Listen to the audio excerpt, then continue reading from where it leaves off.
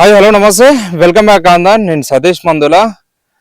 అయితే తుంగతుర్తి వివాదం కాంగ్రెస్ పార్టీలో మొదలైనటువంటి తుంగతుర్తి నియోజకవర్గ వివాదం గాంధీ భవన్ చేరింది.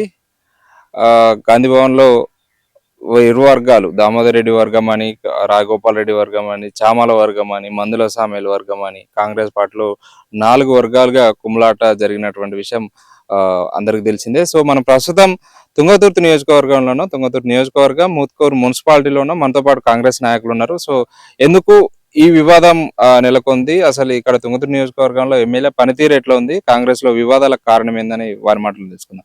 అన్న, ఏదైతే మీరు చూస్తున్నారు గత నెల నుంచి మీ నియోజకవర్గ పరిస్థితులు ఏందని, కాంగ్రెస్ పార్టీలో ముఖ్యంగా కాంగ్రెస్ పార్టీ ఇక్కడ నియోజకవర్గంలో జరిగినటువంటి పరిస్థితులు గాంధీ భవన్ గారు చేరింది. సో ఎందుకు ఈ విధంగా జరిగింది?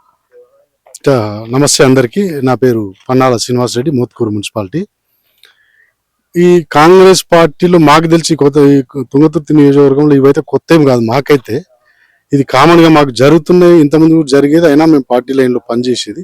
ఇప్పుడు పర్టికులర్ గా మందుల సామేల్ గారు ఎమ్మెల్యే అయిన తర్వాత మందుల సామేల్ గారు ఆయన పనిలో ఆయన ఉన్నారు, రెగ్యులర్ గా నియోజకవర్గానికి వస్తున్నారు, ఆయన పని ఆయన చేసుకుంటున్నారు. అయితే ఆయన ఎమ్మెల్యే అయ్యే క్రమంలో ఎవరైనా కామన్ ఏం చేస్తాం, నాకు ఏదైనా కావాలనుకుంటే అందరిని కలుపుకపోయేటట్టు అందరి దగ్గరికి పోతాం, కలుపుకుంటాం. ఆ అయ్యే క్రమంలో మండలాలలో మన నియోజకవర్గంలో కొంత పేరున్న లీడర్లు ఎవరైతే ఉన్నారో వాళ్ళతో కలిసిండు, అందరిని కలిసిండు, టికెట్ వచ్చింది, ఆయన గెలిచిండు.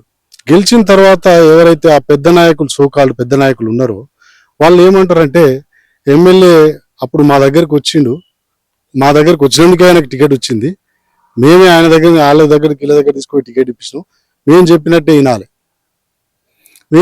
వినాలి ఎమ్మెల్యే అంటే వ్యక్తిగత ఎజెండాలను ఆయన సపోర్ట్ చేయడు కదా.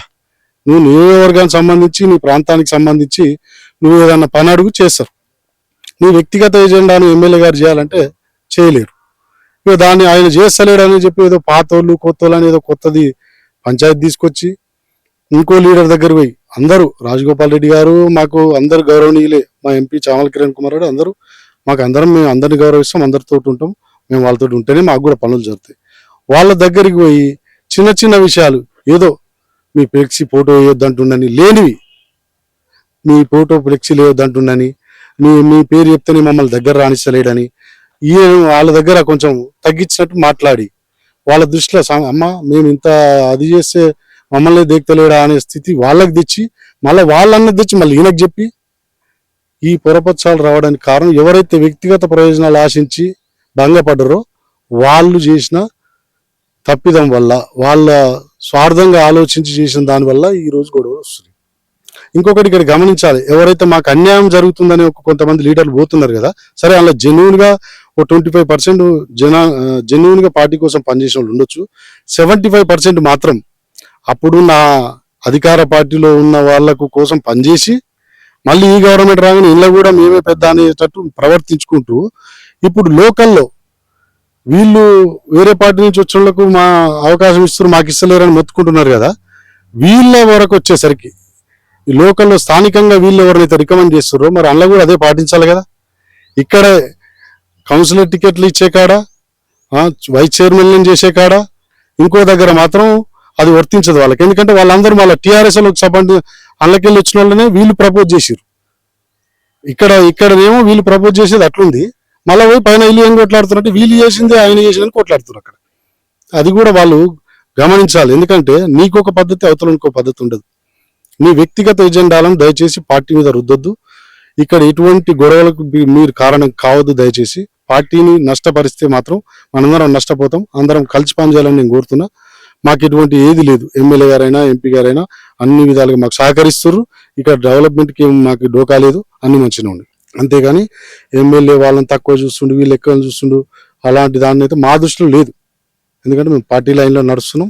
మేము మా పని కావాలంటే ఎమ్మెల్యే దగ్గర పోతాం, ఎంపీ గారి దగ్గర పోతాం, అందరితో పోతాం, మా పని ఏందో చెప్తాం, చేపించుకుంటాం. ఓకే, అదేవిధంగా ఎమ్మెల్యే గారు కార్యకర్తలతో మంచిగా ఉంటున్నాడు, కార్యకర్తలతో మంచిగా ఉండడు అని చెప్పేసి ఎదుటి వర్గం కూడా మనము దూషించినాడు మనం చూస్తూనే ఉన్నాం. సో ఎమ్మెల్యే గారు కార్యకర్తలు, మీ కాంగ్రెస్ పార్టీ కార్యకర్తలతోటి అట్లానే నియోజకవర్గాల్లో ఉన్నటువంటి వివిధ పార్టీలు అయితే ప్రజలతోటి మంచిగా ఉంటాడా? అదే అంటున్నాను, ఇప్పుడు ఆయన అందరినీ దగ్గర ఉండడం వల్లనే ఇది వచ్చింది. ఇప్పుడు అదే ఇప్పుడు ఎమ్మెల్యే అంటే డామ్ డీమ్ అని ఏదో ఉందాగా అట్లా మెయింటైన్ చేస్తేనేమో వాళ్ళకు ఎమ్మెల్యే ఎప్పుడన్నా ఒకసారి పిలిస్తే బాగుండు.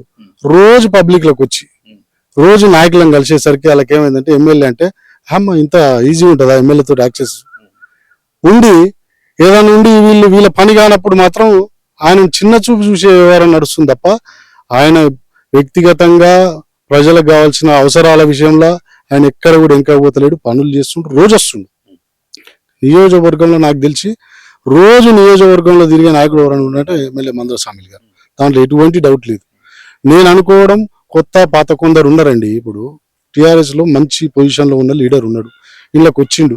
ఇళ్ళకి వచ్చిన తర్వాత మనం అతనికి కూడా ఏదో ఒకటి మనం చేయకపోతే ఆయన స్థాయిని బట్టి మనం ఏదో చూడాల్సి వస్తుంది, కొందరిని అడ్జస్ట్ చేయాల్సి వస్తుంది, చేస్తాం అన్న మనల్ని అన్యాయం చేసి వాళ్ళకి ఇస్తుండ అనేది మాత్రం అదేం లేదు. వాళ్ళ స్థాయిని బట్టి వాళ్ళు ఇంకోటి ఒకటి మా ఎమ్మెల్యే గారికి 51,000 చిల్లర మెజార్టీ వచ్చింది. ఆ తర్వాత ఎంపీ గారికి 73,000 మెజార్టీ వచ్చింది. ఎట్లా వచ్చింది? కొత్తోళ్ళు వచ్చి ఇలా చేరి అందరం కలిసి పార్టీ కోసం పనిచేసినాం కాబట్టి 73,000 అంటే పెరిగింది, ఇంకా 20,000 మెజార్టీ పెరిగింది. సో వాళ్ళ కృషి కూడా కొంత ఉంది. దాని తగ్గట్టు వాళ్ళని కూడా గుర్తించాలని ఆయన అనుకున్నాడేమో. దాని ప్రకారం కొన్ని పదవులు కొన్ని ఇస్తే ఇవ్వచ్చు, తప్పేముందల్లా. వాళ్ళ స్థాయిని బట్టి కొన్ని ఇస్తే ఇవ్వచ్చు, దాంట్లో తప్పులేదని మేమైతే అనుకుంటున్నాం. అట్లనే ఇంకోటి అంటే గతంలో రెండు దఫాలుగా బీఆర్ఎస్ పార్టీ గాదర్ కిషోర్ ఇక్కడ ఎమ్మెల్యేగా ప్రాతినిధ్యం వహించిండు.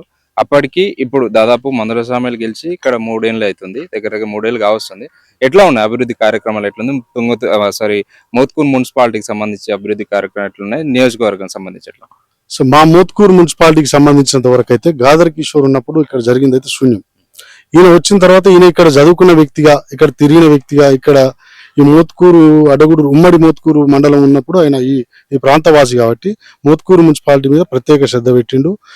దాదాపు ఈ రోడ్డుకు సంబంధించి అప్పుడు 4 కోట్లతోటి వాళ్ళు ఓన్లీ బీటీ శాంక్షన్ చేసి, సైడ్ డ్రైన్ లేకుండా బీటీ శాంక్షన్ చేసి అది కూడా చేయలేకపోయారు. మధ్యలో డివైడర్ వేసిరు, వదిలేసిరు. ఎమ్మెల్యే గారు వచ్చినాక దాన్ని సపరేట్ గా మళ్ళీ ఇంకొక ఎక్స్ట్రా 10 కోట్ల రూపాయలు తెచ్చి దాన్ని ఎక్కడైతే వాటర్ ఫ్లో ఉన్న కాడ బాక్స్ కల్వర్ట్లు కట్టి, సీసీ రోడ్ వేసి, సైడ్ డ్రైన్లు కట్టి ఆ రోడ్డు డెవలప్ చేయడం జరిగింది.